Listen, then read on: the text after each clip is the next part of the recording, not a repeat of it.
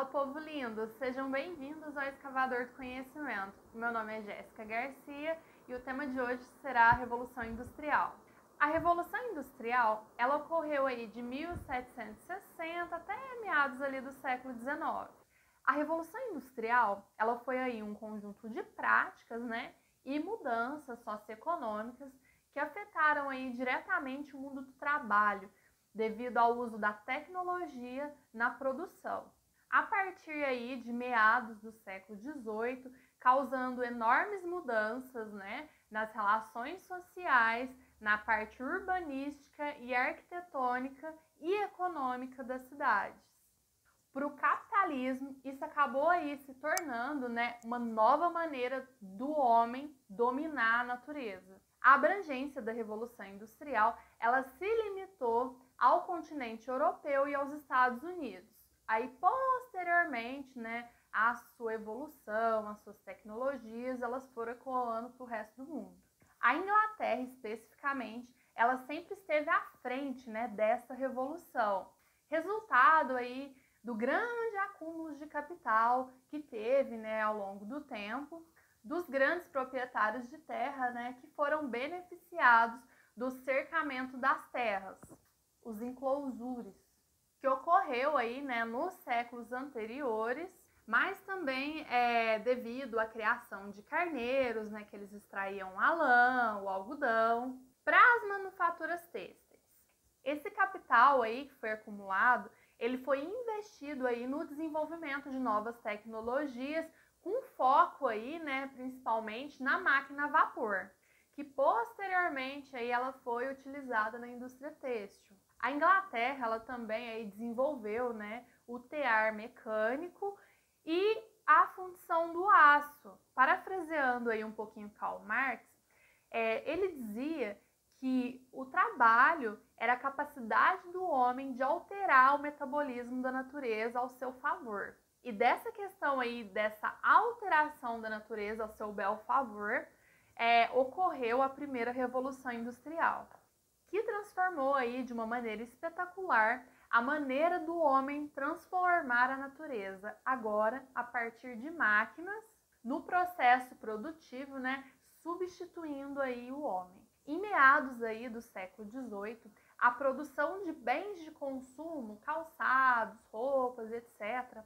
elas eram exclusivamente feitas de maneira artesanal pelas mãos do homem, ou seja, por manufaturas.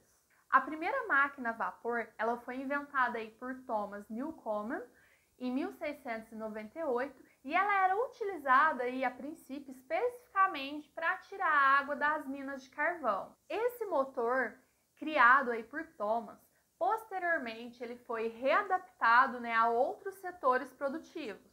Por exemplo, ele foi utilizado aí na indústria têxtil, com a criação aí do tear mecânico e também na agricultura, com o descoroçador de algodão. E como que funciona esse motor a vapor?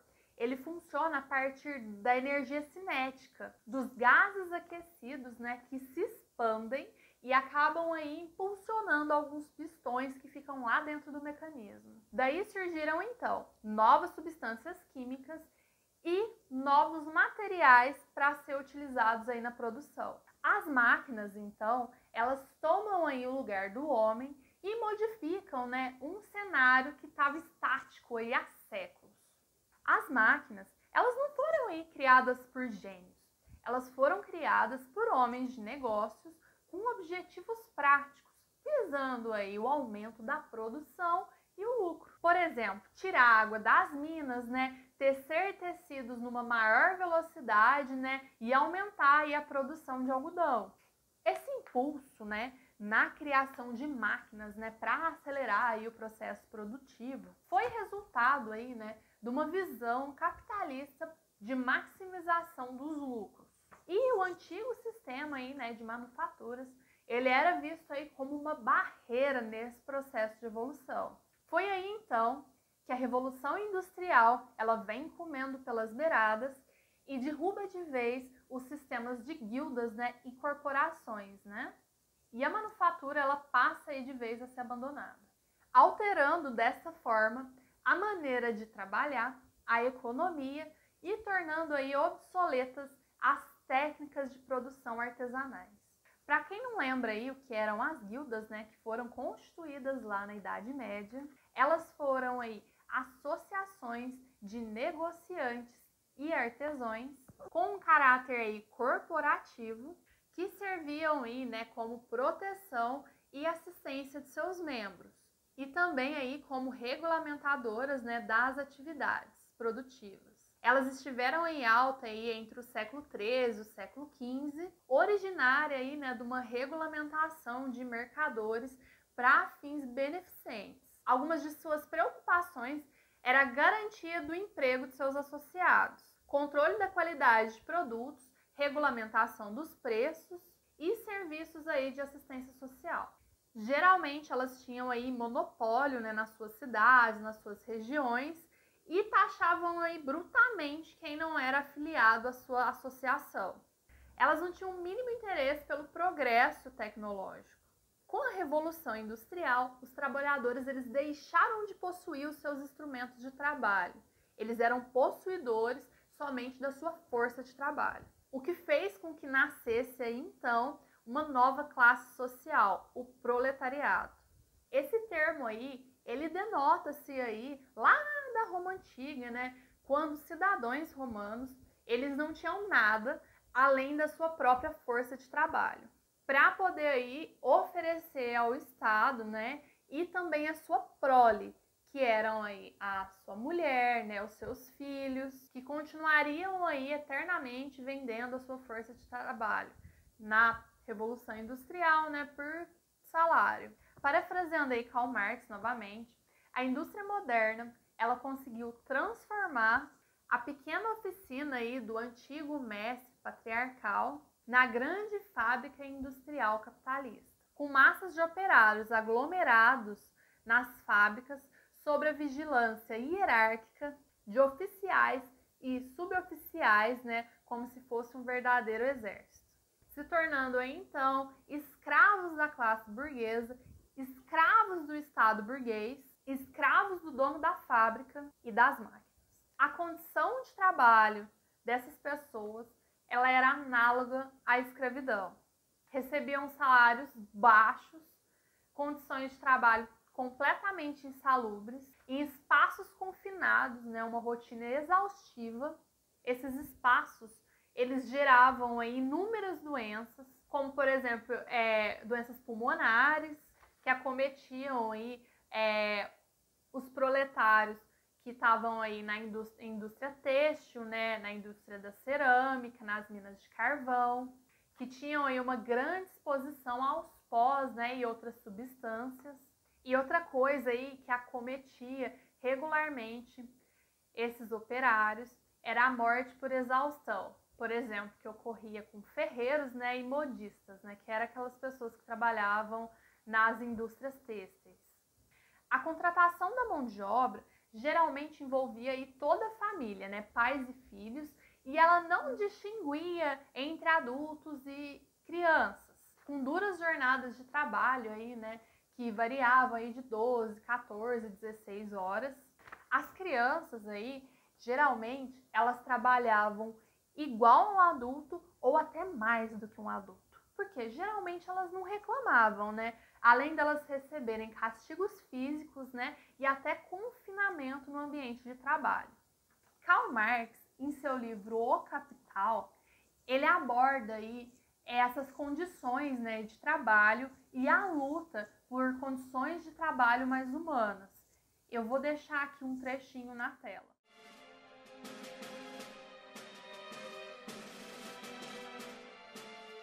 Obviamente, o avanço da mecanização do sistema produtivo, ele também gerou revoltas, por causa dessas questões de trabalho que eu já abordei, e também porque as máquinas estavam tomando os trabalhos humanos. Em cidades inglesas aí como York, Nottingham e Lancashire, alguns grupos aí, né, de trabalhadores, eles começaram a atacar e destruir essas máquinas no início do século XIX.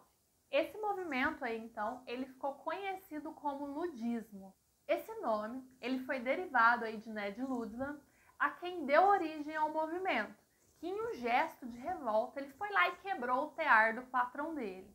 Esse movimento, ele se espalhou aí entre os trabalhadores e ele foi duramente perseguido, dando aí, por fim, a morte de muitos deles e, inclusive, a deportação deles em 1812. Esse movimento aí, apesar de ser extremista, né, do pessoal ir lá e quebrar as coisas, ele acabou aí dando uma visão para esses trabalhadores, né, de uma maneira que o pessoal conseguisse ver as duras condições de trabalho que os operários suportavam. Esse movimento, ele antecedeu, né, o movimento sindical.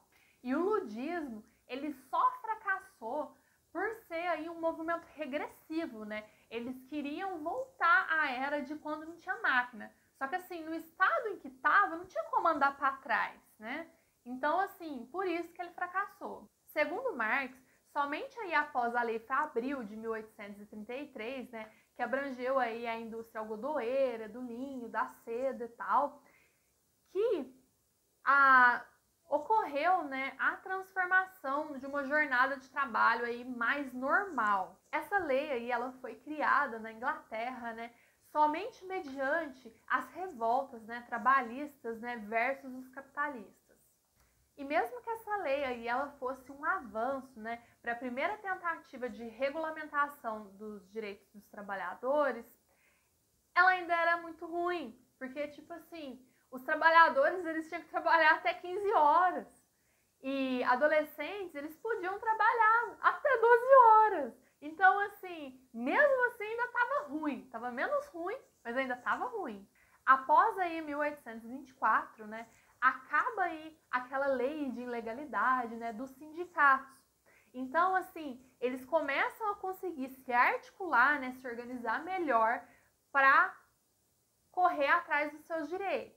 Aí começa a pipocar, né, de associações, né, e sindicatos, com destaque aí para a Associação dos Trabalhadores Londrinos, onde se concentrava aí, né, o movimento cartista, que era aí um movimento reformista que, entre outras coisas, ele pedia aí o sufrágio universal, que era o processo, né, de escolha por votação, o voto secreto e a elegibilidade, né, dos não proprietários.